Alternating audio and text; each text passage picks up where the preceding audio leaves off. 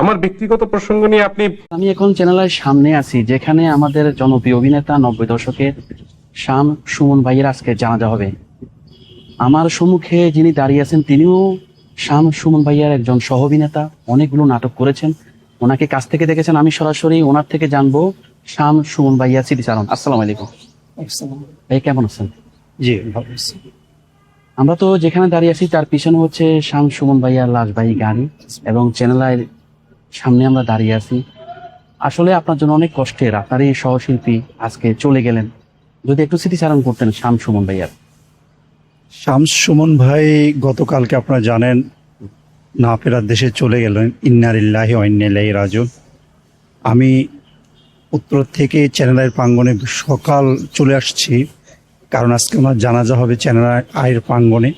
Even আমার সংগঠনে অনেকে আসবেন। আপনারা জানেন অভিনয় শিল্পী সংঘ, যেটাকে আমরা অ্যাক্টরস ইকুইটিস ইন বাংলাদেশ বলি, সেটার ভাইস প্রেসিডেন্ট আমাদের শামস সুমন ভাই। উনি একজন নাট্যকর্মী, থিয়েটার কর্মী এবং বাংলাদেশ টেলিভিশনে অসংখ্য নাটক করেছে, আপনারা জানেন। ওনার সাথে আমারও বেশ কিছু কাজ করার অভিজ্ঞতা হয়েছে। উনি মানুষ হিসাবে একজন শিল্পী, মানুষের সমাজের দর্পণ।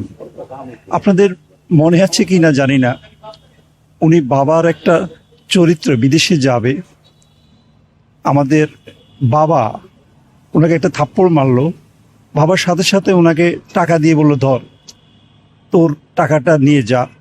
আরও কিছু টাকা দিল, বললো এটা কি, কয়টা কাপড় চোপড় কিনতে হবে। উনি অর্থাৎ উনি বিদেশে যাবে।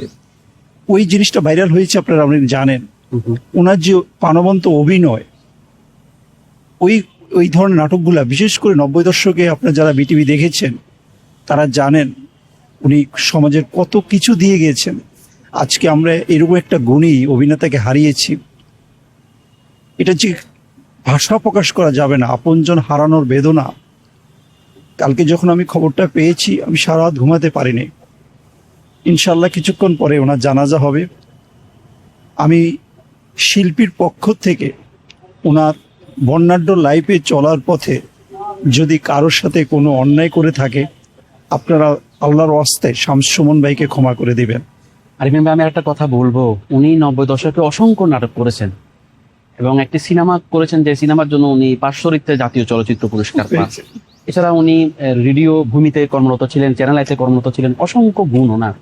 তো ওনার আসলে চেহারার ভিতরে একটা ইয়া ছিল যে মানে দেখতে অনেক ভদ্র এবং মার্জিত মনে হতো ওনাকে, এবং মনে হতো যে কারোর সাথে ওনার কোনো ঝগড়া থাকতে পারে এরকম লোক না উনি। আসলে কিভাবে ওনাকে আপনি মূল্যায়ন করবেন? একজন মূলধারার শিল্পী, একজন প্রফেশনাল।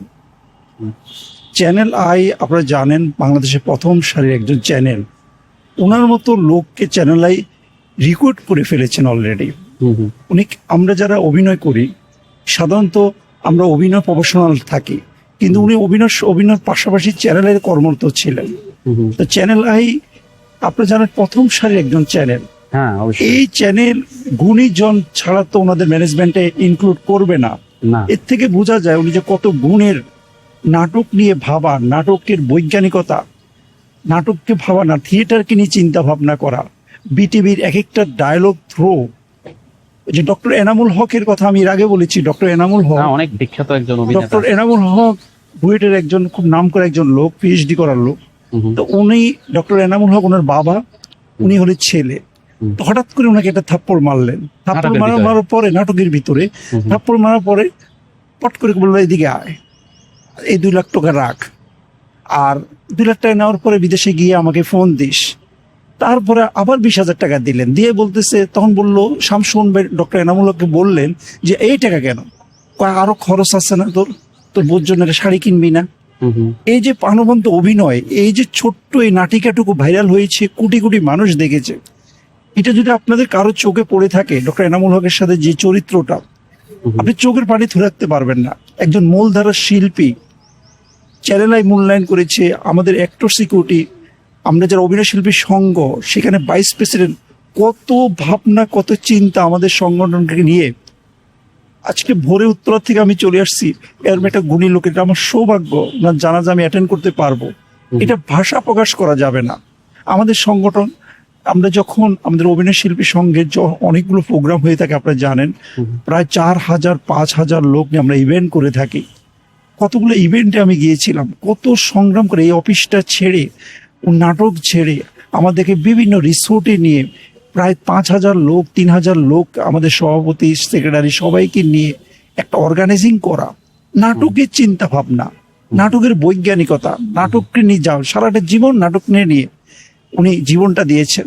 এরকম একটা লোক চলে যাওয়া আমি ভাষা প্রকাশ করতে পারবো না।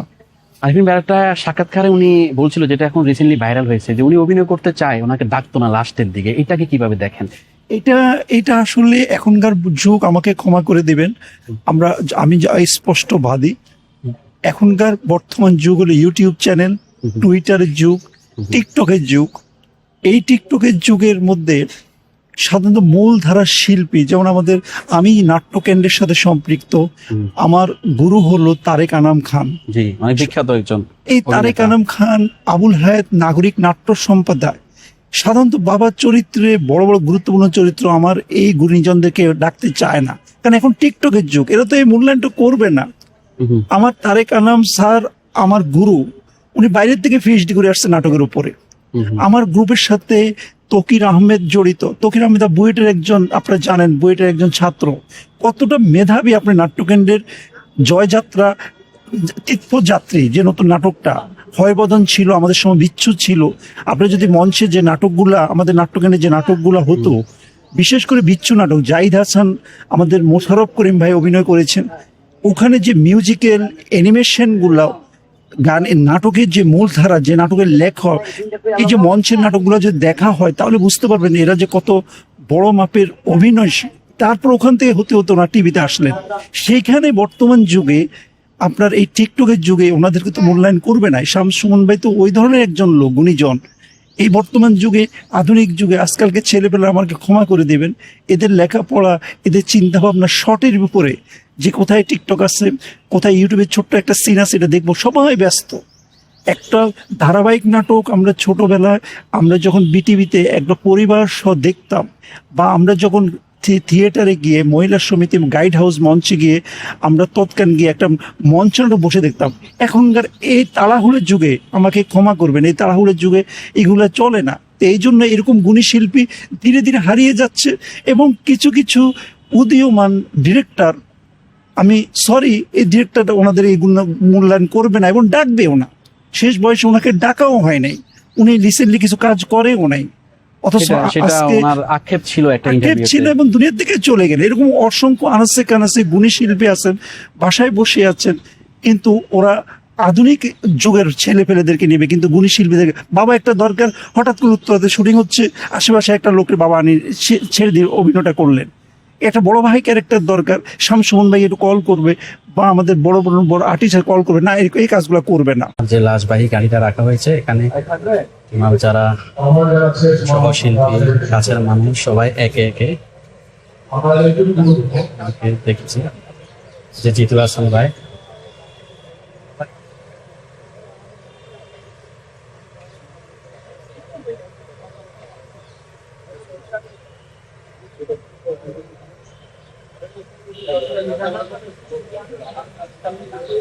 ভালো লাগলে লাইক, কমেন্ট করে আপনার মতামত দিন।